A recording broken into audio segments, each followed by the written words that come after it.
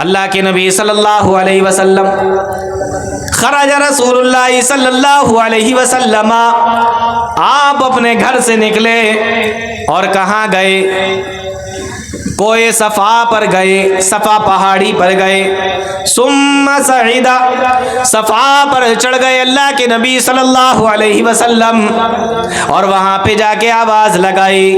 تمام قریش کے لوگوں کو آواز لگائی۔ یہ سارے کے سارے لوگ جب آ کر جمع ہو گئے، سارے کے سارے لوگ آ کر اکٹھا ہو گئے۔ دعوت و تبلیغ کو سمجھیے، اللہ تعالیٰ کی طرف سے حکم آ گیا ہے کہ لوگوں کو بتائیے، لوگوں کو سمجھائیے، علل اعلان بتا دیجئے، کھلم کھلا بتا دیجئے، سارے لوگوں کے سامنے قرآن و حدیث کو رکھ دیجئے، سارے لوگوں کے سامنے اللہ تعالیٰ کے کلام کو اور پیارے نبی صلی اللہ علیہ وسلم اپنے فرمان کو بتانے کے لیے کھڑے ہو گئے۔ اللہ کے نبی صلی اللہ علیہ وسلم کوئی صفا پر گئے۔ اچھا، کوئی صفا پر پہنچے۔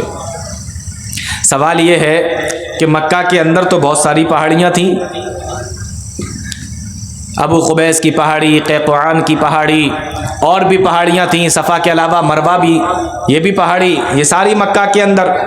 لیکن پیارے نبی صفا پہ کھڑے ہوئے۔ یہ ایک سوال ہے نا شیخ، کہ صفا ہی پہ کیوں گئے؟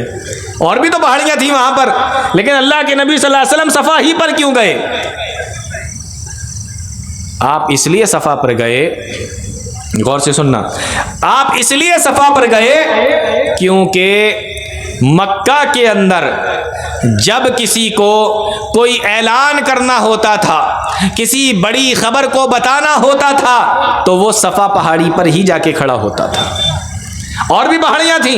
لیکن کہاں کھڑے ہو کر بتاتا تھا، کہاں کھڑے ہو کر اعلان کرتا تھا؟ صفا پہاڑی پہ جا کے کھڑا ہوتا تھا اور وہیں پہ جا کے اعلان کرتا تھا۔ تو یہ مکہ کے اندر ایک پرانے وقت سے ہی ایک یہ کام چلا آ رہا تھا کہ جب بھی کسی کو کوئی بات بتانا ہو، کوئی بڑی خبر بتانا ہو، تو وہ صفا پہاڑی پہ چڑھ جاتا تھا اور وہاں سے کھڑے ہو کر اعلان لگاتا تھا۔ اس لیے اللہ کے نبی صلی اللہ علیہ وسلم صفا پہاڑی پر ہی گئے اور دوسری پہاڑی پر نہیں گئے۔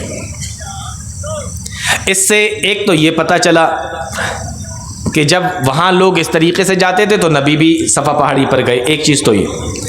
دوسری چیز جو بڑی اہم ہے اس کو بھی دھیان میں رکھیں، معلوم یہ ہوا کہ پیارے نبی صلی اللہ علیہ وسلم نے اس زمانے میں لوگوں تک بات پہنچانے کا جو طریقہ تھا، بہت غور سے سنیے، اس زمانے میں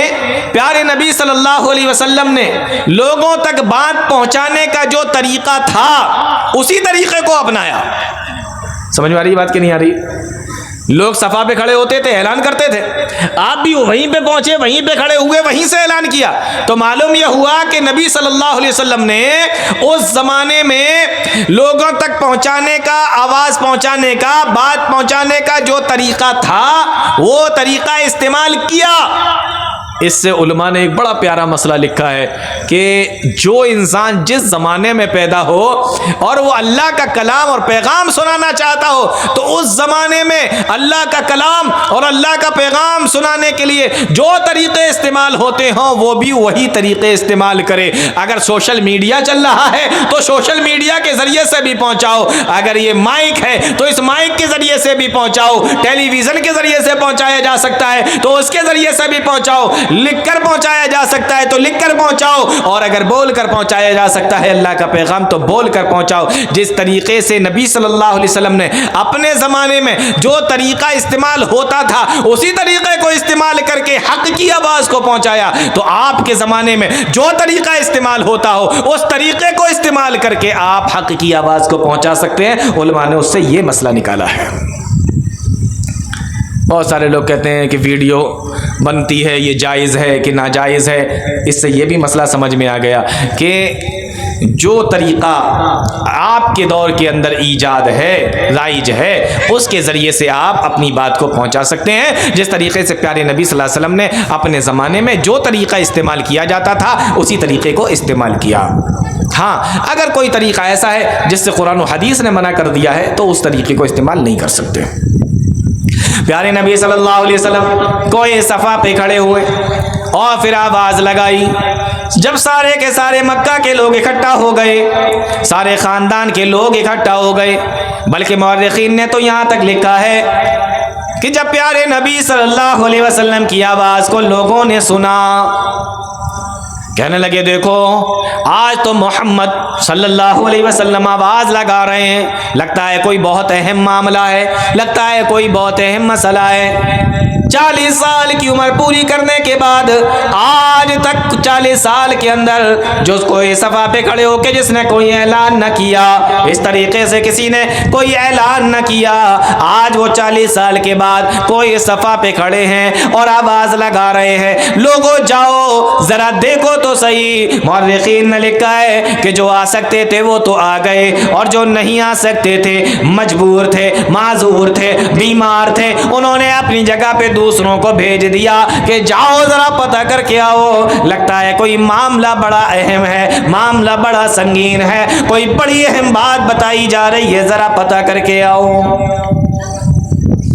جب سارے لوگ آ کر اکٹھا ہو گئے، پیارے نبی صلی اللہ علیہ وسلم نے آواز لگائی، او لوگو ایک بات بتاؤ،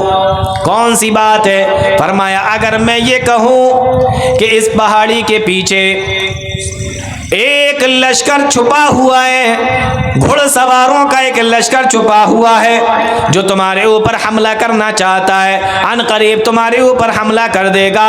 بتاؤ میری بات کو سچ مانو گے یا جھوٹ مانو گے؟ سارے لوگوں نے ایک زبان ہو کر کہا تھا ما جربنا علیک الا صدقا، اے محمد صلی اللہ علیہ وسلم ہم آپ کی بات کو سچا مانیں گے، کیونکہ 40 سال کی مدت گزر چکی ہے، ہم نے آج تک کبھی آپ کو جھوٹ بولتے ہوئے نہیں دیکھا، آپ تو مکہ کے اندر صادق اور امین کے نام سے مشہور ہیں، سچ بولنے والے، امانت دار کے نام سے مشہور ہیں، ہم آپ کو جھوٹا نہیں مانیں گے، ما جربنا علیک الا صدقا، ہم تو آپ کو سچا مانیں گے، 40 سال میں کبھی آپ نے جھوٹ نہیں بولا۔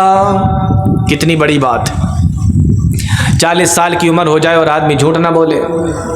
ایک بار بھی جھوٹ نہ بولے، کتنی بڑی بات ہے۔ آج ہم دن بھر میں 40 بار جھوٹ بول دیں تو کم ہے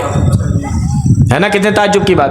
آج ہم دن بھر میں 40 مرتبہ جھوٹ بول دیں تو کم ہے، اور وہاں حال یہ ہے کہ 40 سال کی عمر ہو گئی اور ایک بار بھی پیارے نبی صلی اللہ علیہ وسلم نے جھوٹ نہیں بولا، اور 40 سال کے بعد جب آپ کو نبوت ملی اور 23 سال زندگی آپ نے اور گزاری تو ٹوٹل ملا کر 63 سال کی زندگی ہو گئی، اور اس 63 سال کی زندگی میں پیارے نبی صلی اللہ علیہ وسلم نے ایک مرتبہ بھی جھوٹ نہیں بولا۔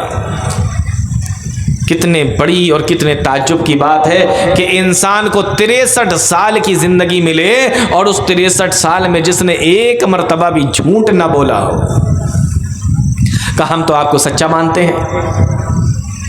پیارے نبی نے پھر فرمایا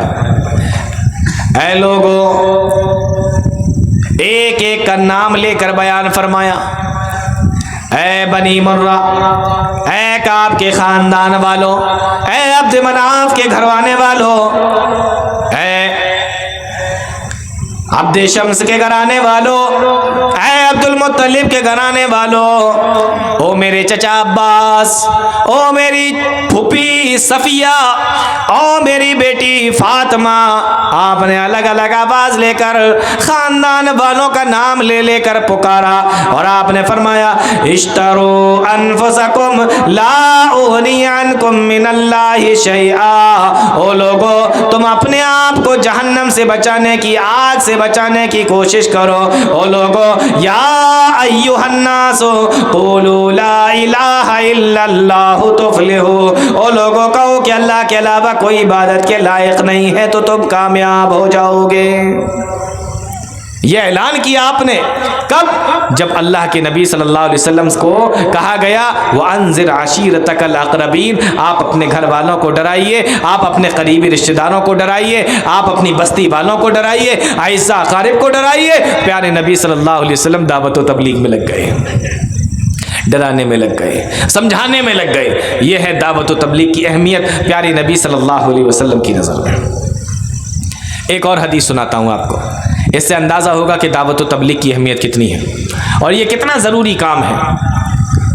صحیح بخاری کی روایت، ابو طالب جو نبی کے چچا ہیں، انتقال کا وقت ہے، ساری زندگی نبی کا ساتھ دیا، ساری زندگی نبی کا ساتھ دیتے رہے، انتقال کا وقت ہوا،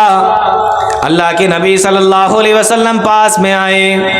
اور بار بار کہہ رہے ہیں یا عمی، او میرے چچا، یا عمی، او میرے چچا، قل لا الہ الا اللہ کلمۃ اشہد لک بہا عند اللہ،